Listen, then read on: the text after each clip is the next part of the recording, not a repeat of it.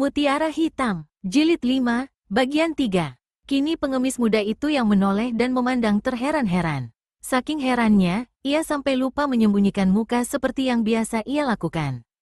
Kebetulan sekali Kui Lan pun menoleh sehingga ia dapat melihat wajah pengemis itu dengan jelas.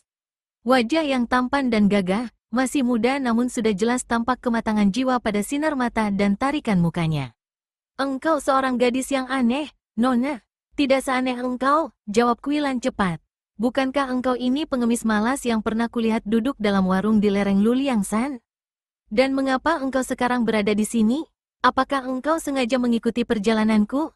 Pengemis itu menggeleng kepala. "Tidak ada yang mengikuti, hanya kebetulan saja kita bertemu lagi di sini karena memang aku hendak menonton pertemuan kaum sesat di sini. Akan tetapi engkau, justru pertemuan di Luliangsan itu yang membuat aku keheranan dan mengatakan engkau seorang aneh, Nona. Kulihat engkau di sana bersama cucu ketua Tian Liongpang, bersama seorang dari golongan hitam yang menentang para Wesio Luliangpai. Aku sudah menyayangkan mengapa seorang dengan kepandaian seperti kau ini terjerumus ke dalam pergaulan kaum sesat. Akan tetapi hari ini aku melihat engkau mengacau pertemuan kaum sesat dan memusuhi mereka. Bahkan baru saja kau menantang-nantang terhadap 4 orang tokoh besar mereka. Bukankah hal ini amat aneh sekali? Jadi tadinya kau kira aku ini seorang tokoh hitam pula? Tanya Kui Lan sambil memandang marah. Begitulah, karena kau datang bersama tokoh Tian Liongpang dan menentang Wesio Luliangpai. Bukan, aku bukan tokoh golongan sesat. Itu aku percaya setelah menyaksikan sepak terjangmu di sini. Engkau tentu seorang pendekar wanita yang sakti. Juga bukan. Aku bukan pendekar wanita dan bukan pula penjahat. Aku orang biasa saja, tidak seperti engkau. Engkau tentu seorang tokoh kaipang atau perkumpulan pengemis yang terkenal.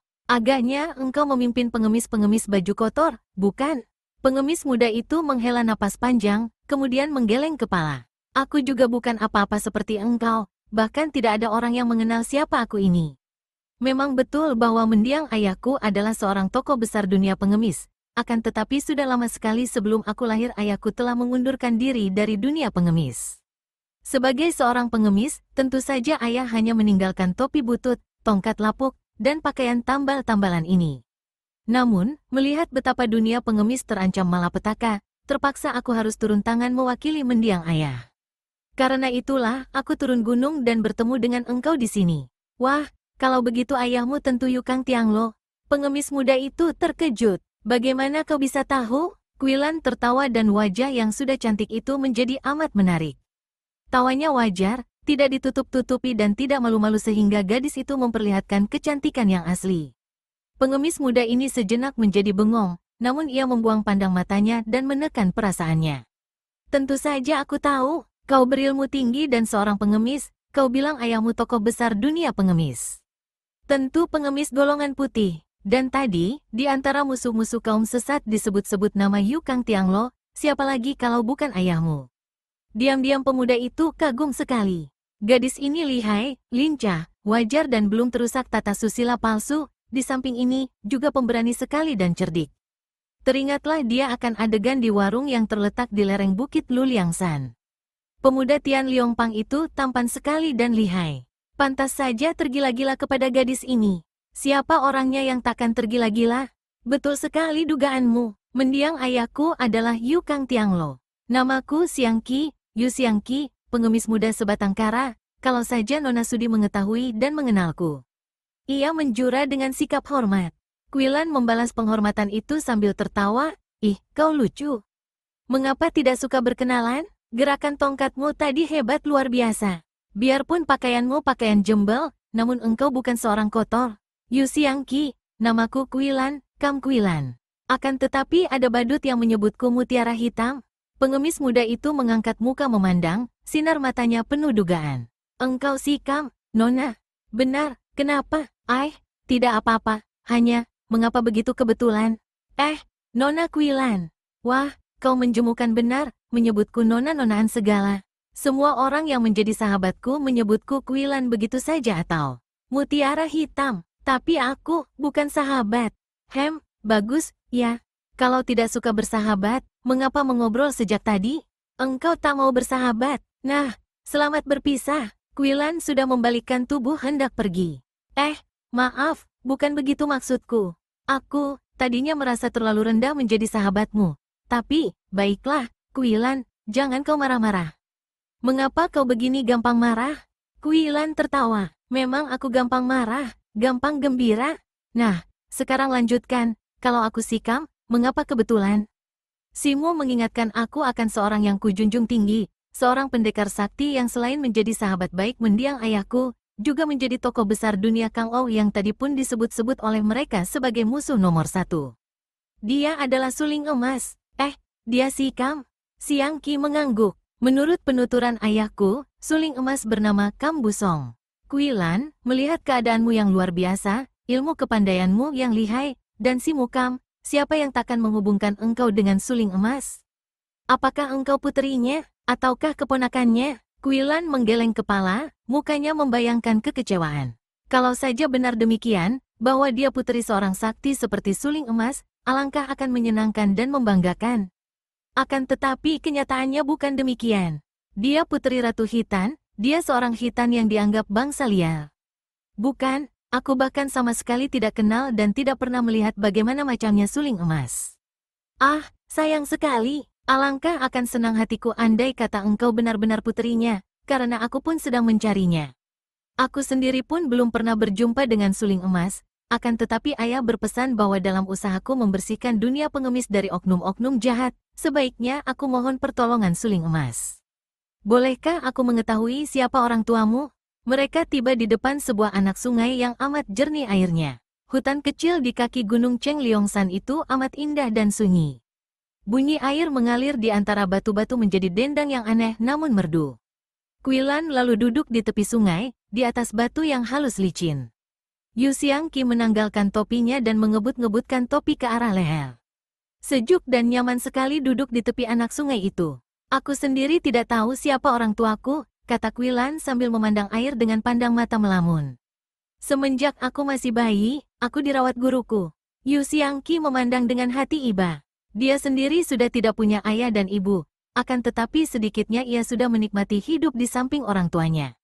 Gadis ini sama sekali tidak tahu siapa ayah bundanya, seorang gadis yang patut dikasihani.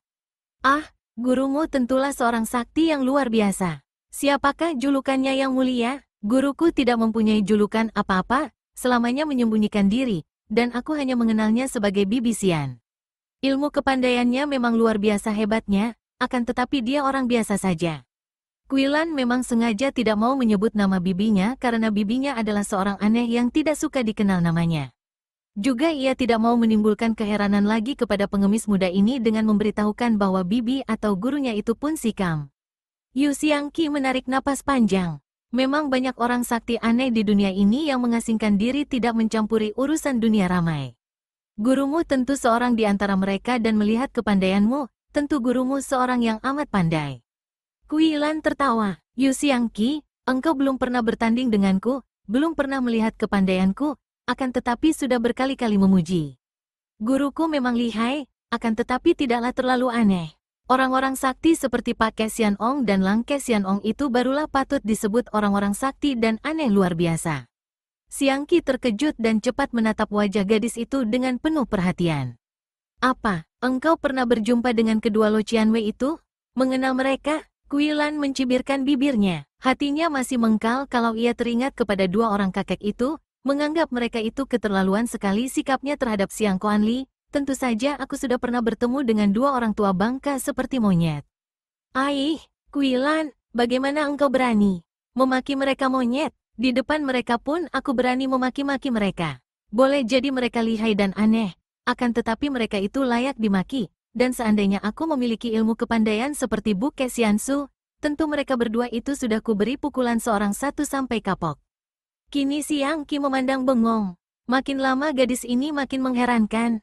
Kau pernah berjumpa pula dengan Bu Ke Xiansu? Kuilan mengangguk, bangga melihat keheranan pengemis muda ini. Tanpa disadarinya, Xiang Qi memegang lengan gadis itu erat-erat dan dengan penuh gairah ia bertanya. Benarkah itu, Kuilan? Benarkah ada manusia dewa itu?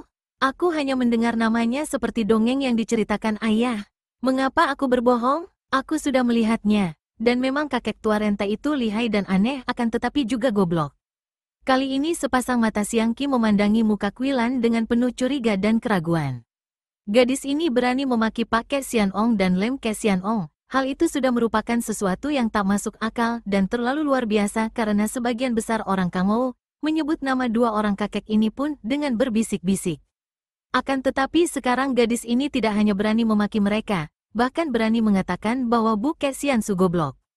Ini sudah keterlaluan sekali. Nama Bu Ke Xiansu sudah disanjung-sanjung oleh semua pendekar, dianggap guru besar yang setaraf dengan Tat Mo Kausu, dan juga disegani semua tokoh dunia hitam, dianggap seperti manusia dewa yang entah sudah berapa ratus tahun usianya. Akan tetapi gadis ini menyebutnya goblok. Kalau tidak mendengar dengan kedua telinganya sendiri, tak mau Siang Qi mempercayai hal ini. Quilan, maukah engkau menceritakan kepadaku tentang perjumpaanmu dengan tiga orang kakek sakti itu? Dengan penuh gairah pemuda ini berkata sehingga membangkitkan semangat Quilan untuk menceritakan pengalamannya bersama Xiang Kuanli. Ketika mendengar penuturan itu, Yu Siang Qi menghela napas panjang dan berulang kali ia mengangguk. Ah, kalau begitu keliru persangkaanku. Patut dikasihani keadaan Xiang Kuanli dan biarlah kelak aku akan membantunya jika keadaan mengizinkan. Keadaan antara dia dan aku banyak persamaannya. Dia bertugas membangun dan membersihkan Tian Liongpang, sedangkan aku harus membangun kembali dan membersihkan Kong Sim Kai Pang dan kaum pengemis. Kalau benar seperti yang kau ceritakan bahwa kedua orang Xianong itu sudah ditundukkan dan berjanji kepada Bu Ke Xiansu untuk memihak kebenaran, kita boleh bernapas lega, Quilan. Hanya orang-orang seperti mereka itulah yang kelak akan sanggup membendung datangnya iblis-iblis jahat yang akan menguasai dunia persilatan. Yu Siang Qi, aku sudah terlalu banyak cerita. Sekarang kau ceritakanlah pengalaman dirimu, tentang ayahmu yang terkenal itu dan tentang kau sendiri. Memang begitu berjumpa, Yu Siang Qi merasa suka dan cocok sekali dengan gadis yang wajar dan polos ini.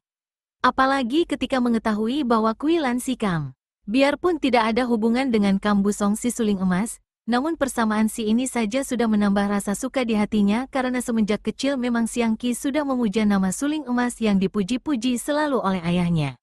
Kini mendengar permintaan gadis ini tanpa ragu-ragu lagi ia lalu bercerita. Yukan Tianglo adalah seorang tokoh partai pengemis Kong Sim Kai Pang. Ia putra ketua Kong Sim Kai Pang akan tetapi semenjak kecil menghilang dan mempelajari ilmu silat tinggi.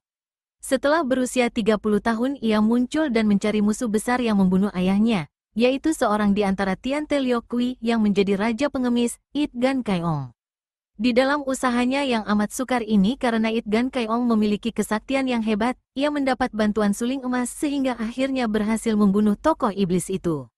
Semenjak itu, Yu Kang Tianglo tidak pernah lagi muncul di dunia Kangou. Biarpun secara diam-diam ia masih suka kadang-kadang mengadakan hubungan dengan para pimpinan Kai Pang, namun ia sendiri mengasingkan diri dan beberapa tahun kemudian menikah dengan puteri seorang sahabatnya, juga seorang pendekar silat yang mengasingkan diri. Dari pernikahan ini lahirlah Yu Siang Qi. Akan tetapi sungguh malang nasib Yu Kang Tianglo. Ketika melahirkan, istrinya meninggal dunia. Hal ini terjadi karena tempat tinggal mereka yang menyendiri di lereng Bukit Tai Hang San, jauh dari tetangga sehingga pada saat melahirkan tidak ada satu orang pun yang membantu nyonya muda yang belum berpengalaman ini. Yu Kang Tianglo sendiri tidak berada di rumah, sedang pergi mencari pembantu. Ketika ia pulang ke pondok bersama seorang wanita yang biasa membantu orang melahirkan, istrinya telah menggeletak tak bernyawa di samping seorang bayi yang menangis keras. Istrinya mati karena kehabisan darah. Yu Kang Tianglo hidup dengan hati mengandung kedukaan besar. Ia makin tak mau lagi muncul di dunia ramai. Hidupnya dicurahkan untuk merawat dan mendidik Siang Qi, sehingga ketika pemuda ini berusia 20 tahun, ia telah mewarisi semua kepandaian ayahnya. Betapapun juga, Yu Kang Tianglo tak pernah mau mengingkari asal-usulnya sebagai putra Kai Pang atau perkumpulan pengemis sehingga bukan hanya dia, bahkan putranya pun semenjak kecil diharuskan memakai pakaian yang dihias tambal-tambalan seperti pakaian pengemis. Demikianlah, Quilan, ketika ayah mendengar bahwa dunia pengemis kembali rusak dan terancam hebat oleh tokoh-tokoh sesat sehingga banyak pengemis dibawa menyeleweng, ayah menjadi kaget dan marah sekali. Hal ini sungguh menjadi malapetaka. Jantung ayah yang selalu lemah dan sakit-sakit semenjak ibu meninggal dunia, mendapat serangan yang membawa ayah meninggal dunia pula. Ayah hanya berpesan agar aku mewakili ayah untuk menolong kaum pengemis, terutama sekali Kong Sim Kai Pang. Quilan mendengarkan penuturan itu dengan hati penuh iba. Kiranya pemuda ini juga bernasib buruk di waktu kecilnya, tidak ada bedanya dengan Tang Hao Lem maupun Siang Kuan Li, semenjak kecil sudah dirundung malang dan kini hidup sebatang kara di dunia. Saudara Siang Qi, karena engkau selalu melakukan perantuan di dunia Kang Ou, kulihat engkau mengenal semua tokoh Kang Ou yang sakti-sakti dari golongan hitam maupun putih. Karena ayahmu adalah sahabat baik pendekar sakti suling emas, tentu engkau tahu baik tentang riwayat pendekar itu. Aku hanya mendengar dari penuturan mendiang ayah. Biarpun hatiku amat kepingin, namun belum pernah aku mendapat kehormatan berjumpa dengan pendekar itu. Dalam percakapan kaum sesat di puncak Cheng Liongsan tadi, aku mendengar mereka menyebut-nyebut nama Ratu Hitan yang katanya masih sanak dekat dengan suling emas, bahkan katanya menjadi, kekasihnya. Tahukah engkau akan hal itu? Yu Xiang Qi menggeleng kepalanya. Ayah tidak tahu akan hal itu. Aku pun tidak tahu benar. Yang ku tahu bahwa Ratu Hitan kabarnya juga memiliki ilmu kepandaian yang amat tinggi, dan aku pernah mendengar pula dari luaran bahwa Ratu itu dahulu menjadi adik angkat suling emas. Tentang hubungan asmara di antara mereka, aku tidak tahu. Yang pasti, sampai sekarang suling emas tidak pernah menikah, juga Ratu Hitan yang kabarnya cantik jelita itu sampai sekarang tak pernah menikah. Berdebar jantung Quilan, berdebar dan merasa tidak enak. Menurut kata bibisian gurunya, dia adalah puteri Hitan. Kalau Ratu Hitan tidak pernah menikah, bagaimana ia bisa menjadi puterinya? Siapakah ayahnya? Bagaimana mungkin seorang ratu tidak menikah? Ia pura-pura merasa heran dan bertanya, bukankah seorang raja atau ratu itu membutuhkan keturunan untuk kelak diwarisi tahta kerajaan? Yu Xiang Qi mengangguk-angguk. Aku tidak tahu mengapa Ratu Hitan yang terkenal itu tidak menikah. Akan tetapi aku mendengar dari para pedagang keliling yang seringkali mengembara ke Hitan bahwa sesungguhnya ia tidak menikah namun Ratu Hitan mempunyai seorang putra angkat. Agaknya putra angkatnya itu pun telah mewarisi kepandaian ibunya. Namanya Pangeran Talibu, dan sudah beberapa kali pangeran itu mengadakan perjalanan ke selatan. Ilmu silatnya tinggi, orangnya tampan bukan main dan sebentar saja namanya pun terkenal sebagai seorang yang tangguh. Makin tidak nyaman rasa hati Quilan. Kalau benar seperti yang dituturkan gurunya secara singkat sekali bahwa dia putri Ratu Hitan, mengapa ia sejak kecil ikut bibisian?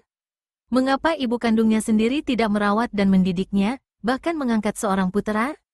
Apakah karena aku perempuan? Makin penasaran rasa hati Quilan sehingga tampak mukanya kemerahan, matanya menyinarkan api kemarahan. Kau kenapakah? Siang Qi yang berpemandangan tajam itu menegurnya. Tidak apa-apa. Tahukah kau di mana aku bisa bertemu dengan suling emas? Siang Qi makin terheran. Kau tadi bilang bahwa kau tidak mempunyai hubungan dengan suling emas, mengapa sekarang hendak bertemu dengannya? Quilan sudah dapat menekan perasaannya. Ia tersenyum dan menjawab, puji-pujian yang kudengar mendorong hatiku untuk melihat bagaimana macamnya pendekar besar itu. Di manakah dia berada sekarang? Aku sendiri pun mencari-carinya, Quilan. Tidak mudah mencari seorang tokoh penuh rahasia seperti suling emas. Aku hendak pergi ke Kanghu, mengunjungi pusat dari Kong Sim Kai Pang. Setelah aku memperkenalkan diri, kiranya para tokoh Kong Sim Kai Pang ada yang tahu di mana adanya suling emas yang merupakan sahabat baik itu. Hati Quilan kecewa mendengar bahwa pemuda yang luas pengalamannya ini pun tidak tahu di mana adanya suling emas. Ia harus bertemu dengan suling emas.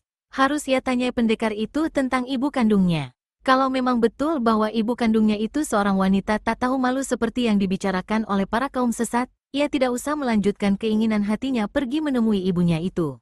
Di samping ini, ia pun tertarik untuk menyaksikan bagaimana keadaan perkumpulan pengemis golongan putih yang menjadi musuh pengemis-pengemis golongan hitam.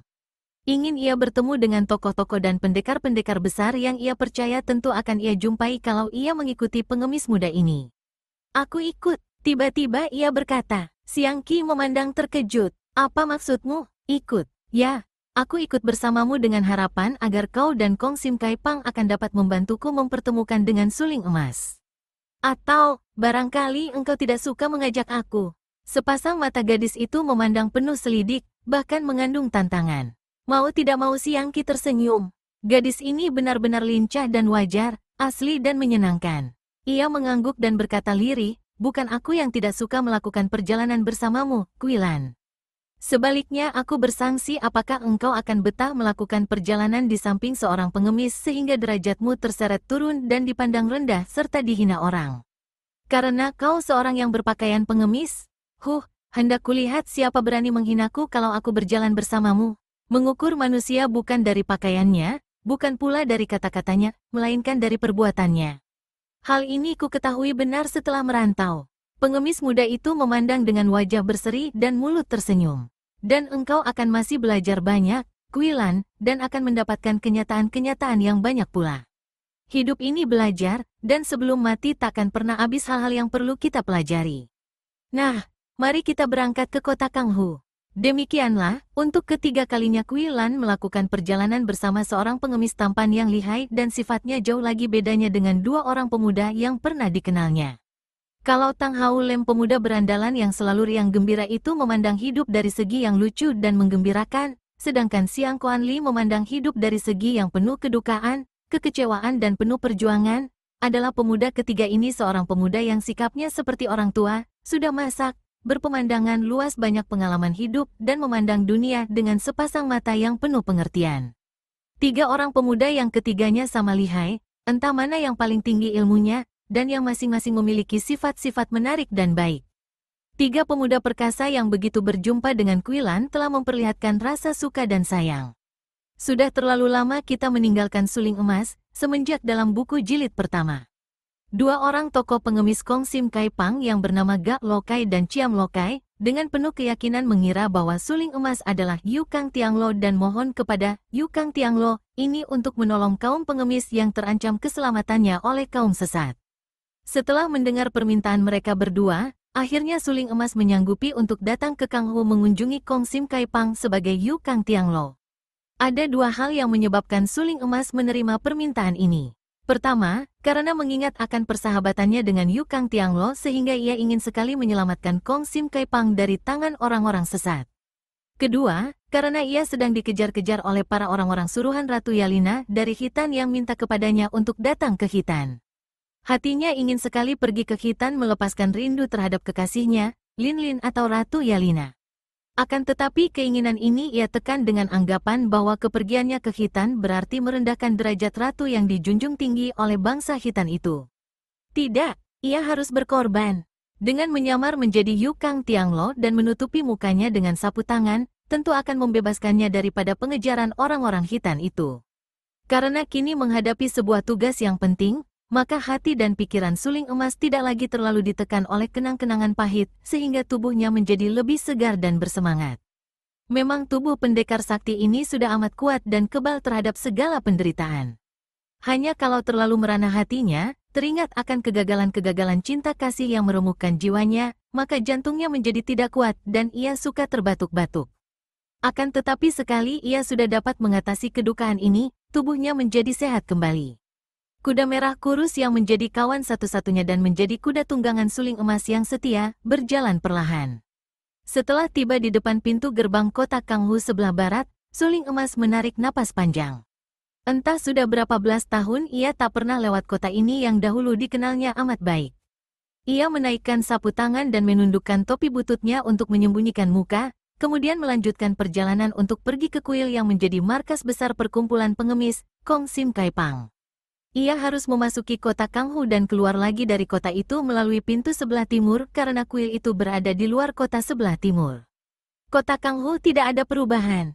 Bangunan-bangunannya, toko-tokonya, masih seperti dulu saja. Namun ia tahu bahwa penduduknya sudah berubah. Orang-orang muda yang dahulu telah menjadi tua, seperti dia. Pekerjaan orang-orang tua sudah diganti yang muda, yang dahulu masih kanak-kanak atau bahkan belum terlahir. Oleh karena penggantian satu generasi ini, maka suling emas melihat betapa ia tidak mengenal seorang pun di antara orang-orang yang lalu lalang atau berada di dalam warung dan toko. Hatinya menjadi lega, maka ia melepas sapu tangan yang menutupi mukanya. Hanya kalau perlu saja, agar jangan dikenal orang, ia menutupi mukanya. Kalau memang tidak ada yang mengenalnya, ia tidak perlu menutupi mukanya karena hal ini malah akan menimbulkan kecurigaan. Seorang laki-laki tua di atas kuda kurus dan buruk bukanlah penglihatan yang aneh di kota itu, maka tak seorang pun memperhatikan suling emas. Semua orang menganggap dia ini seorang petani tua miskin yang mungkin hendak mencari sanaknya di kota atau hendak berbelanja. Ketika tiba di sebuah jalan simpang tiga di dekat pintu gerbang timur, suling emas menghentikan kudanya di depan sebuah warung. Ia teringat bahwa warung ini dahulu amat terkenal dengan masakan bakminya yang lezat dan murah.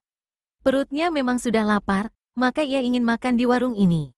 Seperti yang telah diduganya, juga penjaga kedai bakmi ini sudah terganti orang lain semua. Akan tetapi meja-mejanya masih seperti dahulu, menjadi hitam mengkilap saking tuanya dan setiap hari terkena minyak. Dengan hati lega Suling Emas mengambil tempat duduk di sudut menghadap ke pintu masuk. Senang juga melihat betapa dugaannya tepat, kedai bakmi itu masih dikunjungi banyak tamu karena bakminya. Buktinya, belasan orang tamu yang memenuhi tempat itu semua menggerakkan sumpit makan bakmi. Ia memesan bakmi dan arak, kemudian makan dengan enaknya. Betapapun juga, karena ia berada dekat markas Kong Sim Kai Pang dan maklum bahwa mulai dari kota inilah ia akan menghadapi hal-hal yang pelik, Suling Emas memasang mata dengan waspada. Ia sengaja tidak menurunkan topi bututnya dan mengintai dari balik topinya sambil makan bakmi dan minum arak. Tidak ada sesuatu yang ganjil di antara para tamu yang makan bakmi. Hanya di sudut kanan ada 3 orang laki-laki berpakaian seperti ahli-ahli silat. Agaknya mereka ini adalah piausu-piausu atau pengantar kiriman yang lewat di Kanghu dan makan di kedai ini. Yang seorang sudah berusia 50-an tahun, bertubuh tinggi kurus dengan muka merah. Yang 2 orang adalah pemuda-pemuda berusia 25 tahun, bersikap gagah dan hormat terhadap yang tua itu. Di pinggang mereka tampak gagang pedang. Melihat sikap mereka itu tidak sombong dan bicara dengan sopan dan perlahan, Suling Emas tahu bahwa mereka ini adalah orang baik-baik. Logat bicara mereka menunjukkan bahwa mereka adalah orang-orang selatan. Setelah habis semangkok bakmi, Suling Emas minta semangkok lagi. Perutnya amat lapar, sudah 2 hari ia tidak makan. Juga ia minta tambah arak. Pelayan kedai curiga, orang tua ini pelahap benar, dan pakaiannya seperti pengemis, atau paling hebat juga seorang dusun yang miskin. Lopek harap bayar dulu, kata si pelayan dengan suara perlahan. Kalau sampai orang ini terlalu banyak makan minum kemudian tidak dapat membayarnya, dia juga tidak terlepas dari tanggung jawab dan selain mendapat teguran, sedikitnya ia harus menanggung separuh harga makanan dan minuman itu. Suling Emas tersenyum. Ia dihina, akan tetapi ia maklum mengapa pelayan mencurigainya. Ia tidak merasa terhina karena ia tahu akan dasar sikap pelayan itu. Tanpa berkata sesuatu ia mengeluarkan sepotong perak dan memberikannya kepada si pelayan.